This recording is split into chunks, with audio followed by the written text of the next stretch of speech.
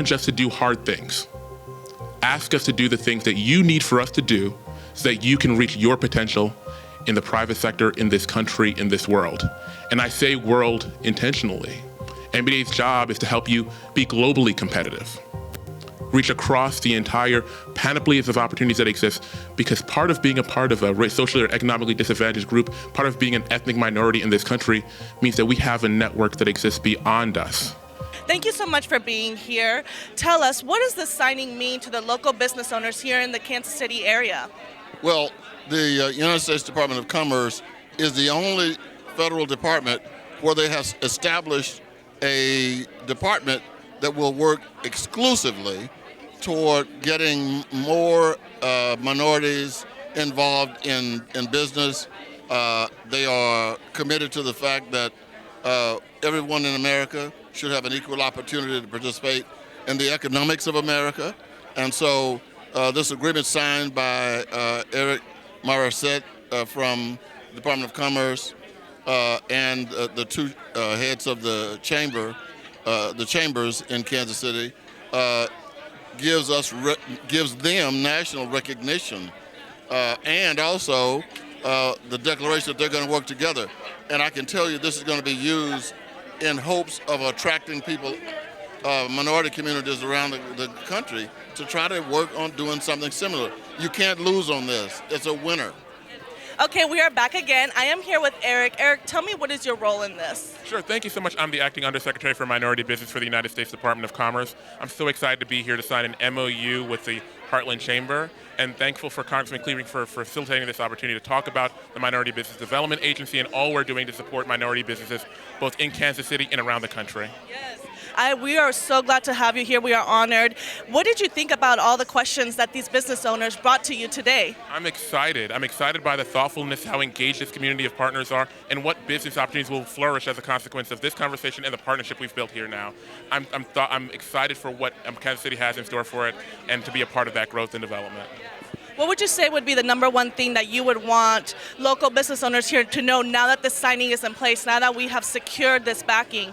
What is the next step for them? Sure. To partner with them. The Minority Business Development Agency is theirs. Any socially or economically disadvantaged business or community partner that's interested in growing, scaling, being a part of the business community, come to MBDA, come to your local chamber, come to this chamber to be a part of the MBDA community and receive services to help them grow, scale, and be globally competitive. I am project director of the Missouri MBDA Business Center, located in St. Louis, but we handle the whole state of Missouri. My role is across the board. We help disadvantaged individuals, minority businesses to scale.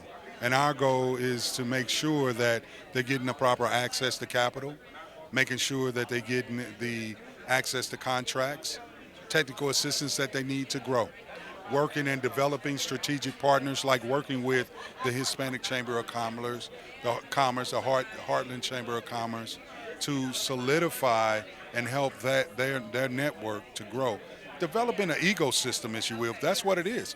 It's an ecosystem designed to structure where we can get businesses in, get them everything they need, working with strategic partners, and at the end, they come out with capital, they come out with contracts, and they come out with scalability, with scalable tools that's going to make them successful.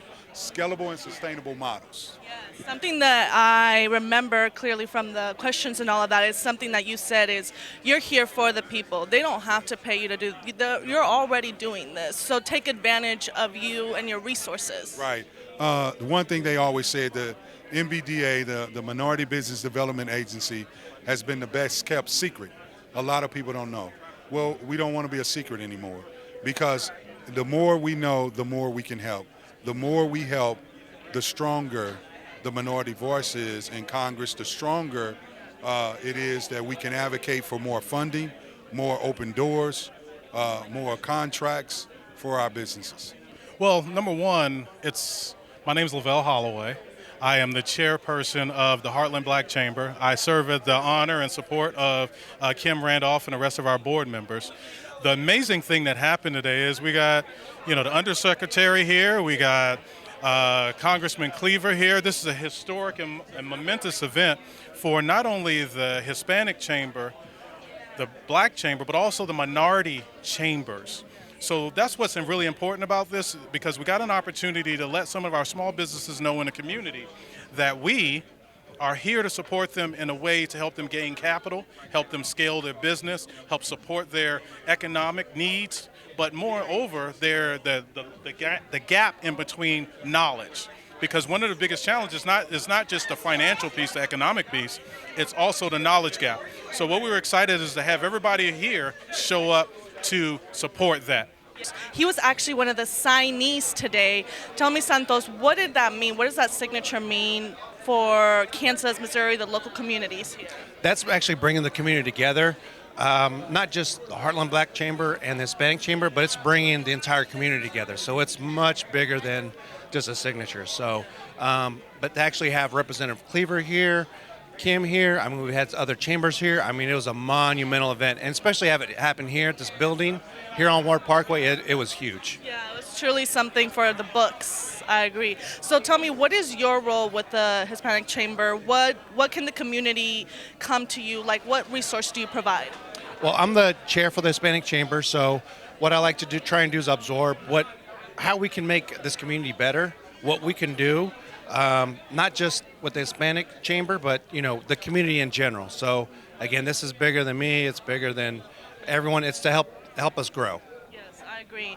And now that you have this backing of such a monumental level, it just creates so much opportunity, not just like you said for the Hispanic Chamber, but for all of them together.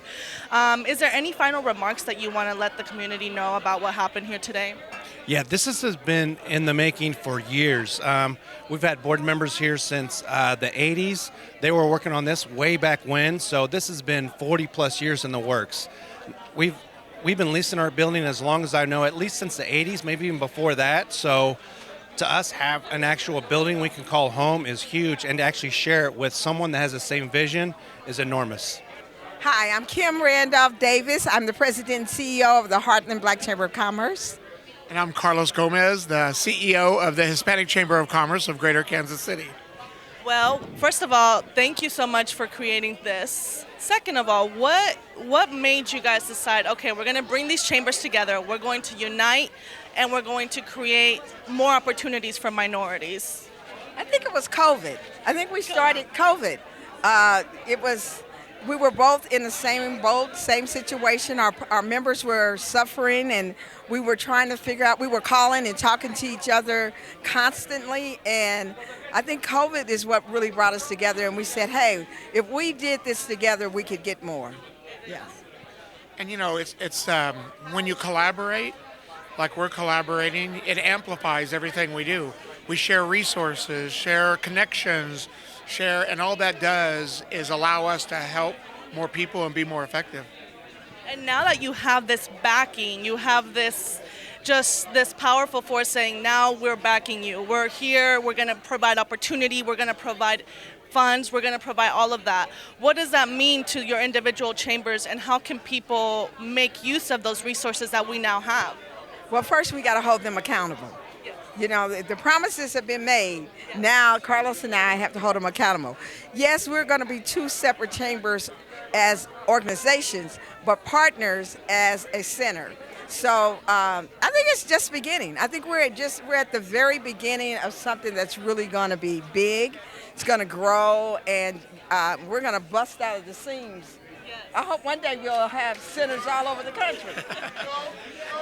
And Kim makes a good point. This could be a national model, but first, the people we serve is Kansas City, and the minority businesses of Kansas City, and from here, hey, this could be a national model for. So much more. Well, no, thank you so much. And is there anything else that you want the community to know about what just happened today? Carlos has a bathroom and a private entrance. But I don't have a fireplace. No fireplace. But I will say this.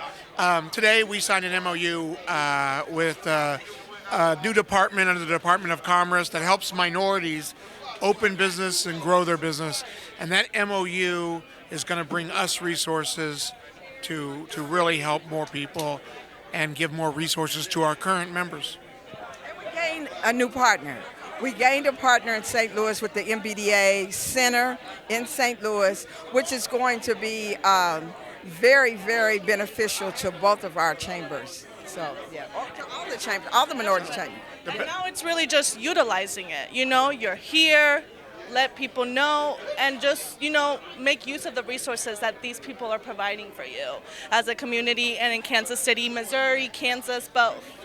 Well, thank you so much. We appreciate you. Thank you. The diaspora communities that we might enjoy across the world. I want us to tap into all of that to reach our potential as a country, but for all of you to have that afforded to you to reach the potential that you have as a business. So please ask us to do hard things, ask us to support you better in new and different ways. Our role is just more so to be ecosystem builders, so to kind of help connect the dots within the ecosystem so that our entrepreneurs can have access to the resources that they need. But in that trickle down, when you think about minority, it represents so many different areas. And for us, we are specifically focused in on the Black entrepreneurial community.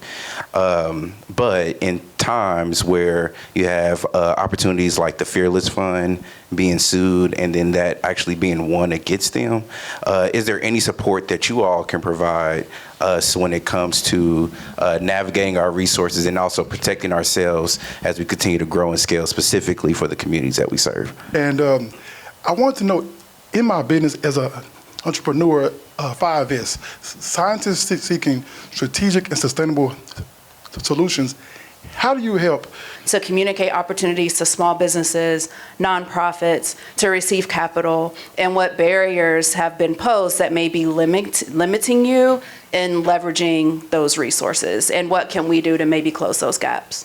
1974, the issue for minority businesses were access to capital. 2024, the issue for minority business, access to capital. And so a little bit of the question that I want to ask you about, you know, as we talk about access to capital for-profit minority developers, it's very hard to find that access to capital if you want to do projects of scale, and let's say that's $10 million or more. And the bank look at all that. When I'm looking at the spreadsheet, the questions I always ask is, again, what kind of debt do you carry? What kind of reserve capital do you have? Because if you don't have the reserve capital, and you may be doing, I had a company one time was doing $26 million, but in 2008, he had some hiccups. And the bank brought up 2008. Do you all hear me? The MOU we're about to sign is very important because it's a commitment from the national organization with the local to ensure what we've just been talking about, that awareness, that information, the opportunity is out there for all communities to have this opportunity to move their business ahead. Thank you. Thank you. Because of you, we stand not just obliterating the red line, we are on Ward Parkway. The first minority commercial-owned property on Ward Parkway. Game changer. Rev, you have been a game changer in Kansas City, and we love and appreciate you. Thank you.